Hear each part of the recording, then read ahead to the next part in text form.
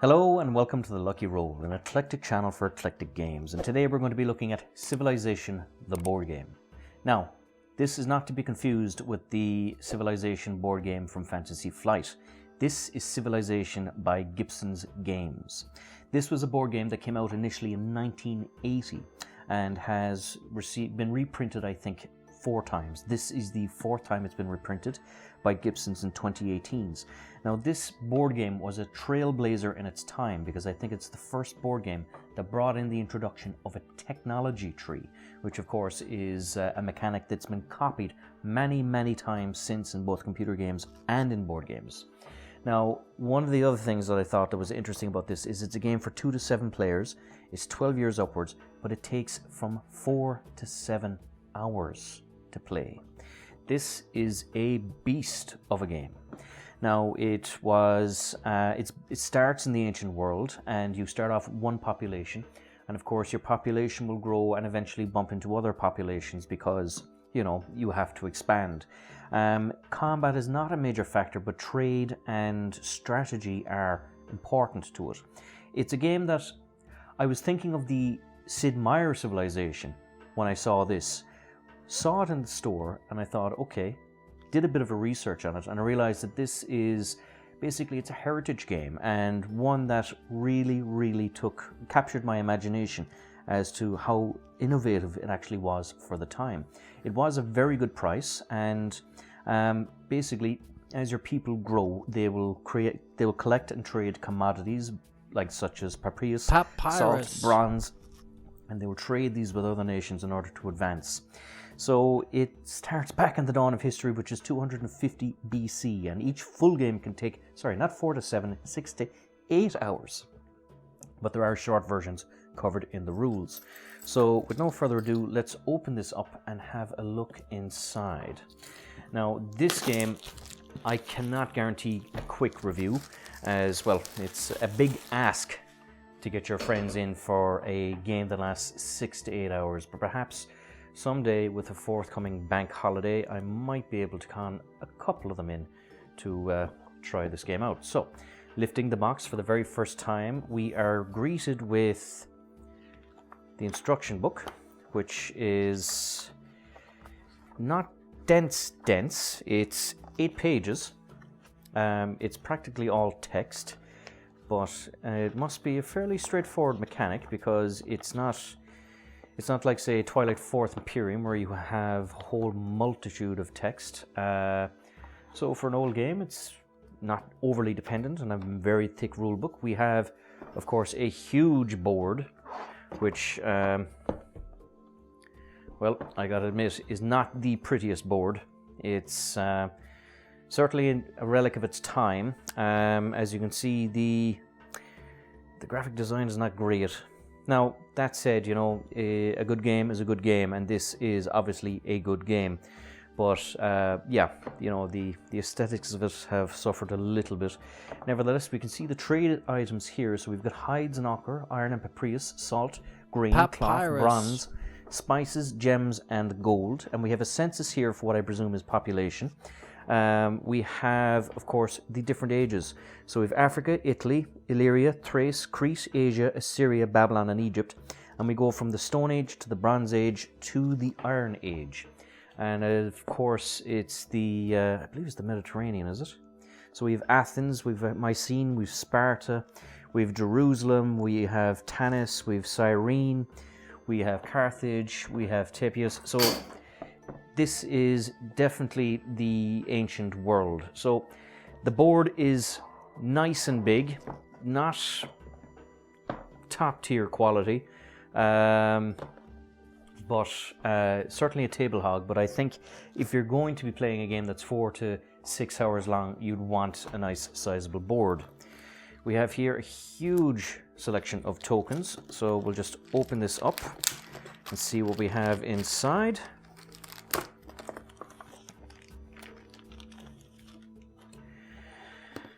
So we have tokens of various, what look to be animals, but they could be symbols, of course, of the different civilizations or populations.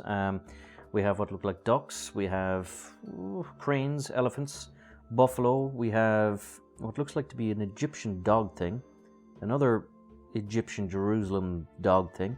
We have owls and various different symbols. So I'm guessing these are the various civilizations. These could be population markers because I didn't see anything mentioned about livestock in the actual game.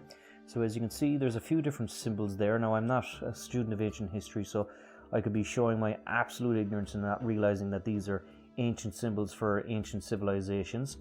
So we have 4 sheets of these tokens. Now, the tokens are, again, it's not the top tier cardboard. It's thin enough stock, so it's not going to be subject to an awful lot of abuse, so I wouldn't be kind of flipping it around like poker chips. We have here 2 decks of cards. One, of course, is Democracy, and we have here what seem to be player boards. So we'll slide out the player boards, and we have, of course, we have 8 of these, one-sided. So what we have here is an order of events. So we have a treasury on one side, the actual order of events here, so I'm guessing that's the play style, and we have the stock. So it could be a kind of more of an administration game as well as anything, because a lot of different parts here. Phase 1 is collects taxation, Phase 2 is population expansion, Phase 3 is census, Phase 4 is construct ships or remove surplus ships, Phase 5 is movement, 6 is conflict, 7 is build cities, 8 is acquire trade cards or buy gold, 9 is trade, 10 is acquire civilization cards, 11 is resolve Calmanites, 12 is return excess trade cards, and 13 is alter progress chart. So a lot to it. And finally, we'll have a quick look at the 2 cards.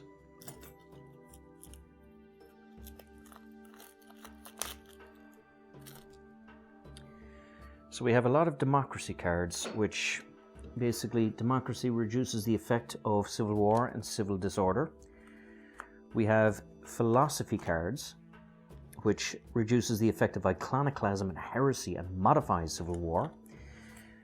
We have medicine, which reduces the effects of epidemic.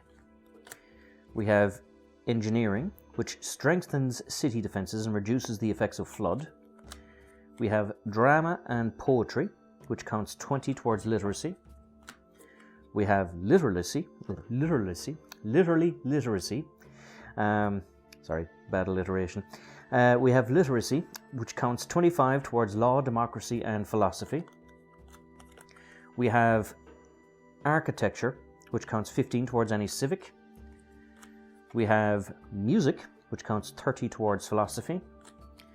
We have pottery, which with grain reduces the effects of famine. Now that's an interesting typo there. It says if famine instead of famine. We have metalworking, which gives an advantage in battle. We have agriculture, which permits an increase in population. We have mysticism, which doesn't seem to, is a bit of a mystery as to what that does. We have law, which is required for democracy and philosophy and reduces the effects of civil disorder and iconoclasm and heresy. We also have astronomy, which permits voyages across the open sea. We have cloth making, which gives ships an extra move, I presume because of the sails.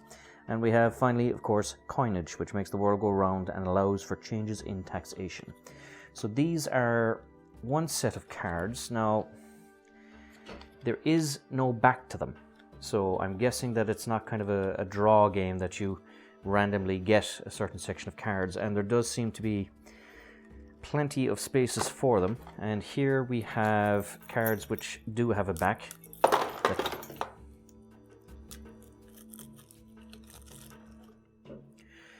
So we have here a volcanic eruption and earthquake. Now, there's different colored backing cards here. We have black and 4 red. So the black cards all seem to be kind of events such as an epidemic, civil disorder, iconoclasm and heresy. We have piracy. We have okra, which is basically a trade item. So we have a few of those. We have hides, which course, is also another trade item. We have iron. We have papyrus. We have salt, which every soldier has to be worth his. We have grain. We have cloth. We have bronze. We have spice. We have gems. And finally, we have gold. And the 4 red cards are a volcanic eruption, a flood, famine, and of course, civil war. So, it's a game that came out obviously in the 1980s, and it's a game that I'm afraid is showing its age, certainly with this printing.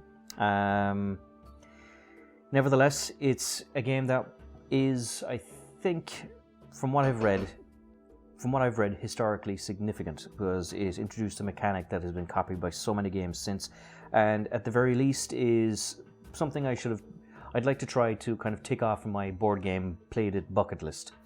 So in case you are interested to try this game, please do try and stick with the channel, because we will endeavor to play this game, but nevertheless it is a big ask. So a 6 to 8 hour game for 4 to 7 players is a lot, but nevertheless it's a journey I look forward to trying, and a journey I look forward to sharing with you. So until next time, this is Sean from The Lucky Roll. If you enjoyed this unboxing of the classic Civilization game, please like, subscribe, all that good YouTube stuff, and until next time, good luck, God bless, and stay safe.